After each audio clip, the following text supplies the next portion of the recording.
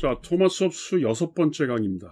이걸로 좀 홉스 강의를 마칠까 하는데, 우리가 지난번에 이제 무슨 말을 했냐면, 그 홉스의 국가 기원에 관한 설명과, 그 다음에 이제 정의론을, 그 분배적 정의는 좀 빼고, 이제 산술적 정의만 하자. 뭐 이런 얘기를 했습니다. 거기까지. 그 다음에 이제 이 책의 이 2부 국가론, 드디어 이제 국가론으로 들어오면, 거기 이제 1장, 앞에서부터 보면 이게 17장쯤 되는데 1장에 보면 뭐라고 되어 있냐면 국가의 목적은 개인의 안전이다. 이렇게 아주 분명하게 얘기를 하고 있어요.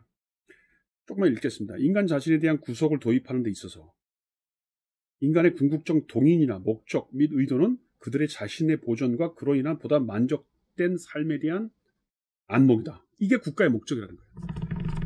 뭐 너무나 당연하죠. 자연 상태에서 사람들이 죽을 수도 있다고 생각해서 합리적인 이성 판단에 의해서 국가를 만드는데 합의를 했어. 그리고 자신의 자유도 일정 정도 제한을 당해. 그럼 당연히 국가로부터 개인의 이 생명을 보존받는, 생명이 중요해. 나중에 로크는 국가로부터 보호받는 게 뭐예요? 재산권이에요. 근데 홉스는 생명이에요. 그래서 이 국가라고 하는 것이 나를 지켜주지 못한다. 그러면 계약은 끝나는 거예요. 아주 간단합니다. 이 자유주의론에서 홉스적인 사고방식은 국가가 나를 보호하지 못한다. 그러면 계약은 파기. 그럼 국가와 나는 없는 거예요. 그럼 다시 전쟁 상태로 가는 거죠. 그래서 뭐 이 책에서 계속 국가라고 하는 것이 어떻게 발생하고 그게 어떻게 아리스토텔레스적인 국가의 발생하고 다르냐를 자꾸 여러 가지 방식으로 설명해요. 그중에 이제 263페이지에 보면 국가 발생에 대해서 뭐라고 되어 있냐면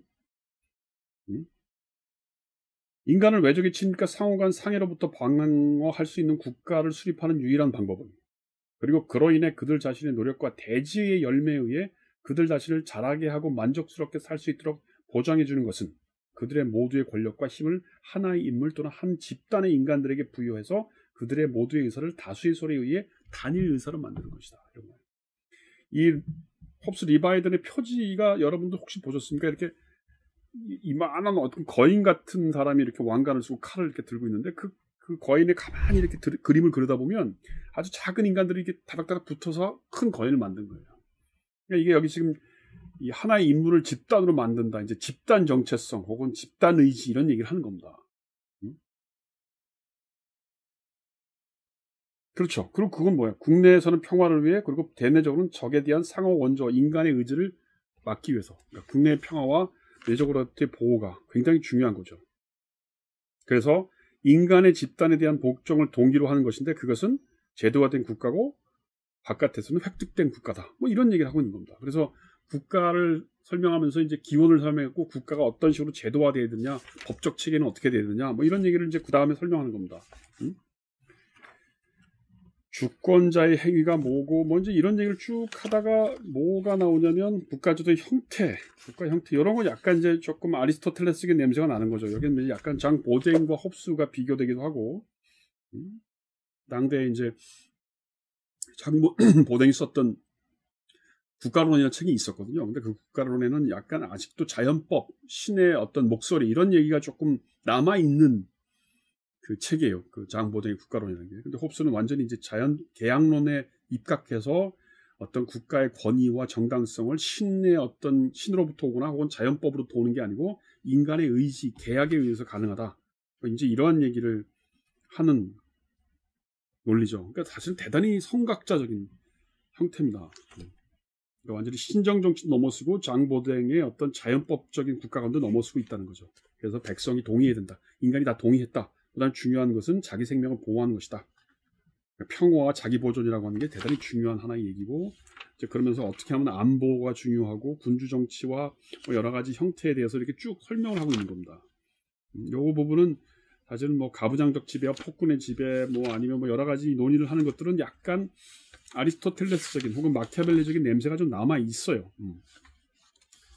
뭐 완전히 이 사람이 그 당대의 어떤 지적인 분위기에서 벗어날 수는 없죠. 그러나 하여튼 뭐 대단한 얘기를 하고 있는 건 분명합니다.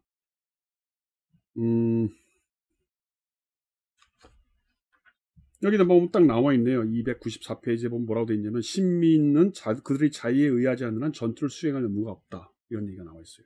그러니까 군대 안 나가도 된다는 거예요. 왜? 내가 죽을 것 같은데 여기 보면 그의 적과 싸우도록 명령받은 사람은 그의 주권자가 그의 거부에 대해 사형으로 처벌할 충분한 권리를 가지고 있다고 할지라도 그가 그 자신에 대한 충분한 병사로 대체하는 때와 같은 경우에는 부정 없이 거절할 수가 있다. 그렇죠. 너 군대 안 나오면 내 죽여버리겠어. 너 사형이야? 그렇게 얘기해도 나는 다른 거 할게요. 대치한다는 게 뭐야? 나 다른 일 할게요. 나는 군대 못 나가겠어요. 왜? 내가 당신하고 계약을 한 거, 국가하고 계약을 한 건 내 생명을 보존해달라는 건데, 응? 어떻게 그럴 수가 있어요? 이제 이런 얘기하는 거죠. 그 다음에 나오는 정치 조직에 관련된 얘기는 조금 난섭하고, 그 다음에 이제 3장과 4장의 논의, 3부와 4부는 건이 신학 국가론, 신정 국가론에 대한 어떤 이상 정치 이런 얘기를 약간 하고 있어서 오늘날에는 보통 이 리바이더는 그 1, 2, 3, 4부 중에 1, 2부만 보는 것이 통례입니다. 자, 이 리바이던에 대한 논의를 우리가 어떻게 평가할 거냐? 이제 이게 사실은 굉장히 중요한 얘기인데, 우리가 이제 그 하나 이제 놓치고 있는 게 이게 근대 국가가 만들어지던 이론적인 틀을 얘기한다면 실제로 근대 국가가 만들어지는 역사를 설명한 건 이런 책이에요. 이것도 굉장히 중요한 책입니다. 같이 볼 만한, 리바이던과 같이 볼 만한 책이에요. 제가 정치 철학은 항상 정치 역사와 같이 공부를 해야 된다고 얘기했는데, 실제로 근대 국가, 민족 국가가 만들어지면서 이제 시민권이라는 게 주어지고 국가 전쟁을 통해서 국가가 하나의 완성돼가는 소위 이제 국민 국가란 말이 민족 국가라는 얘기인데, 네이션 스테이트죠. 네이션이라는 거는 민족주의를 기반으로 하는 것이고, 스테이트는 뭐예요? 제도화된 관료주의 뭐 이런 걸 얘기합니다. 그래서 소위 우리가 네이션 스테이트라는 말을 써요. 그 전까지는 네이션이라는 말이 없죠. 네이션이라는 말은 같은 민족이라는 얘기예요. 하여튼 좀 의미가 다른 겁니다. 우리나라는 그냥 국가, 나라 이렇게 설명하지만 네이션과 스테이트는 좀 다른 것인데 17세기를 전후로 해서 리바이던이 쓰여졌던 시대에 영국과 프랑스는 네이션과 스테이트가 이렇게 병행해서 만들어지는, 그래서 내 나라, 내 민족 이런 말이 나오게 되는 겁니다. 그 다음에 이제 이 네이션이 되면서 무슨 말이 생기냐면 너와 나의 그 다른 나라 외국 이런 게 있는 거죠. 그래서 이제 보통 보면 그 외교사에서 뭐가 있냐면 그 웨스트팔렌 조약이라는 게 있어요.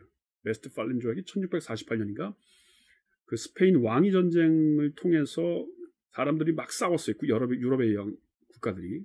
그러니까 그 전까지는 주로 왕가들이 지배를 하던 시대였어요. 유럽이. 스페인 왕위 계승을 하면서 여러 가지 이제 그 세력 균형이 무너질까봐 뭐 그렇게 결혼하지 마라 뭐 어쩌고 이런 간섭을 통해서 전쟁을 하다가 1648년 웨스트팔렌 조약이 맺어지면서 뭐가 되냐면 이제 주권이라는 개념이 생기고 그 다른 나라의 내정에 간섭하지 말자라고 하는 식의 어떤 이른바 국제정치적인 어떤 틀이 만들어지기 시작한 거예요.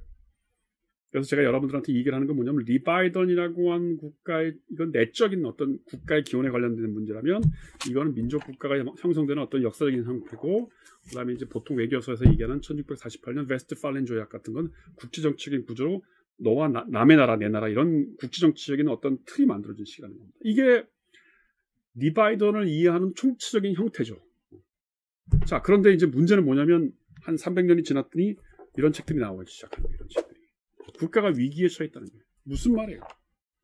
이 책에서 얘기하는 게 가장 중요한 게 뭐냐면 나라라고 하는, 그러니까 여기 나와 있네요. 이제 이렇게 이게 리바이던이 이게 나오는 표지를 여기서 이렇게 얘기하고 있는데, 이 어마어마한 군주 이게 주권이죠. 이게 칼을 들고 사람들을 보호하는 거 아닙니까?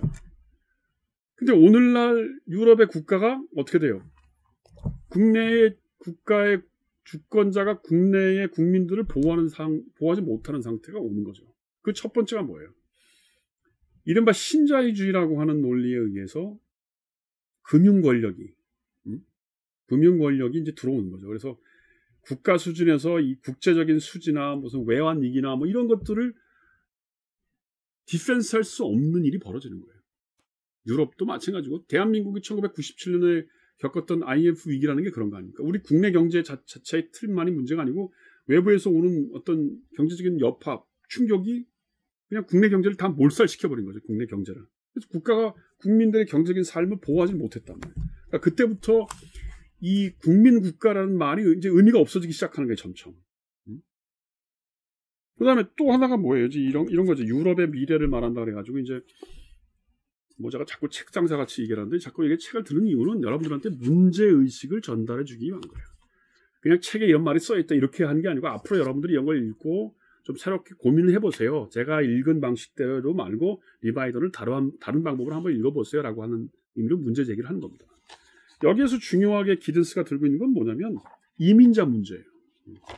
우리나라는 아직 그렇게 이민자가 심각하지는 않지만 유럽은 지금 몇백만 명씩 이미 1950년대 60년대에 식민지 하던 아프리카 식민지 하던 나라들에서 이민자로 들어와서 이제 하급 노동자로 살았는데 최근에 뭐 시리아나 이런 난민들이 들어오면서 이 난민들은 또 다른 문제죠. 이민자들은 노동력으로 흡수가 되지만 난민들은 이게 노동력으로 잘 흡수가 안 되는 거예요. 이럴 때에 소위 그동안 한 300~400년 동안 있었던 리바이던적인 의미에서의 민족국가, 나의 생명과 재산을 보호하는 그런 민족국가가 과연 가능한가? 그러니까 지금 학자들은 가능하지 않다라고 보는 거예요. 그래서 국가가 없는 국가주의라고 하는 말을 써요. 에티엔 말리바 같은 사람이 하는 얘기인데 나중에 에티엔 말리바 강의는 20세기 정치 철학 끝나면서 맨 마지막 부분에 한번 할 겁니다.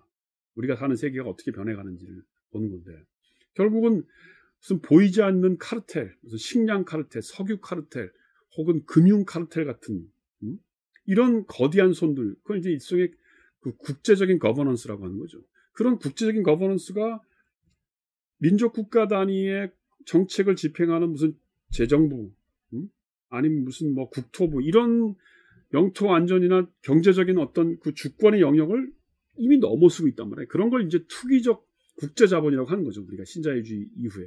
그런 것들이 민족 국가의 의미를 넘어서고 있으니 과연 이러한 리바이던이 꿈꿨던 국민의 생명과 재산권을 보호하는 이런 안전한 국가로서의 국가가 무슨 의미가 있겠냐 지금. 그러니까 이런 것들이 심각한 상황이고 반면에 이제 우리 같은 경우는 아직도 통일된 민족 국가를 못 만들어냈기 때문에 과연 이 남북의 통일 문제라는 걸 우리가 어떻게 볼 거냐. 이것도 심각한 문제입니다. 이게 통일을 하지 않고 지나갔을 경우에 민족국가가 될 수 있느냐. 그러니까 다른 유럽의 국가는 이미 이제 민족국가를 한 300~400년 하다가 이제는 그거 넘어서서 이른바 포스트 민족국가 하자. 아니면 세계화된 국가를 하자. 뭐 이런 얘기를 하고 있는데 우리는 아직도 민족국가가 한 번도 완성되지 않은 상태로 살아왔단 말이에요. 지난 70년을. 근데 이제 세계화의 물결을 받아들이면서 과연 국가라고 하는 문제를 우리가 어떻게 생각하시냐. 또 글로벌리제이션은 우리한테 어떤 의미가 있는지. 이런 게 대단히 중요한 문제라는 겁니다. 아마 그 얘기는 제가 나중에 이 강의를 거의 마지막 부분에서 소위 이제 글로벌리즘과 그 리저널리즘, 지역화라고 하는 문제를 우리가 어떻게 볼 건지를 정치적으로 고민하는 차원에서 다시 한번 언급할 때가 올 겁니다. 하여튼 그런 논의의 가장 기본이 되는 책이 뭐냐? 홉스의 리바이던이다. 그래서 오늘 이 정도까지 하겠습니다. 고맙습니다.